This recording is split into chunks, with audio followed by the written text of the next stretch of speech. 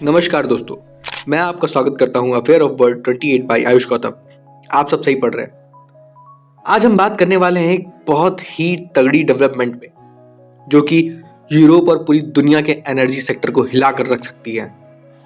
Russia ने फिर से यूक्रेन के गैस फैसिलिटीज पर बड़े एयर स्ट्राइक्स किए हैं और उसी वक्त Ukrainian president Vladimir Zelensky America के लिए उड़ चुके हैं।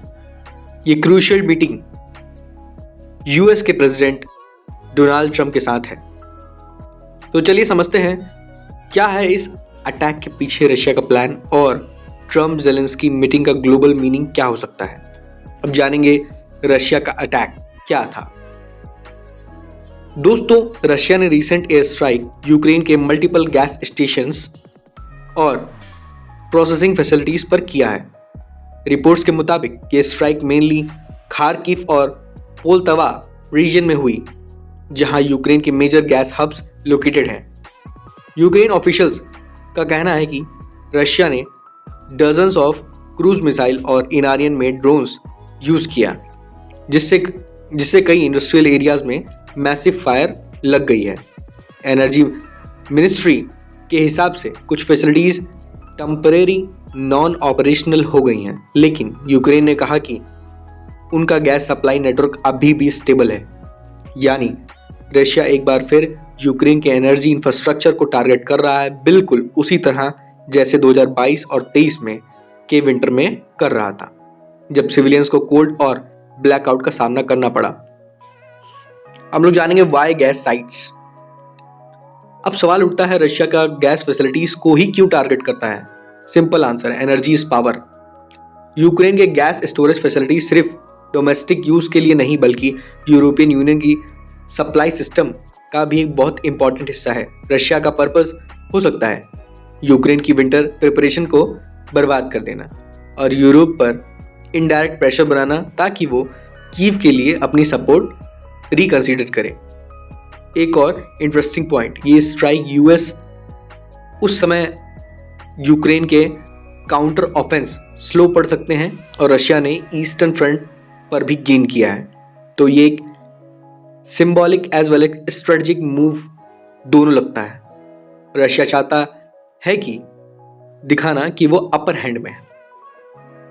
अब जानेंगे ज़ेलेंस्की और यूएस की मीटिंग क्या है। तो बातें हैं स्टोरी के दूसरे शॉकिंग पार्ट पे। यूक्रेनियन प्रेसिडेंट व्लादिमीर ज़ेलेंस्की अभी यूएस जा रहे हैं, लेकिन इस बार उनका सामना यूएस प्रेसिडेंट जो बाइडेन से नहीं बल्कि डोनाल्ड ट्रंप से है।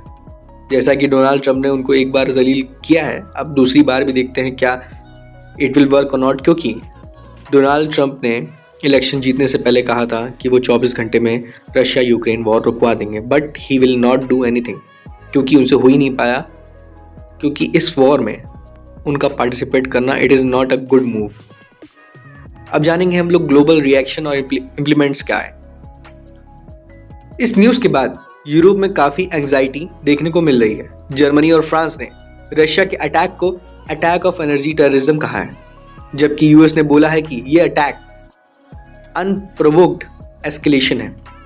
एक्सपर्ट्स कह रहे हैं अगर यूक्रेन के गैस इंफ्रास्ट्रक्चर पर कंटिन्यूअस अटैक होते रहे तो Europe winter gas supply chain disturb हो सकती है और फिर से एनर्जी प्राइस यूरोप में स्काई रॉकेट कर सकता है। मीनवाइल ट्रम्प ज़ेलेंस्की मीटिंग से ये भी सिग्नल मिल रहा है कि यूएस पॉलिटिक्स का यूक्रेन वॉर पर इन्फ्लुएंस बढ़ने वाला है।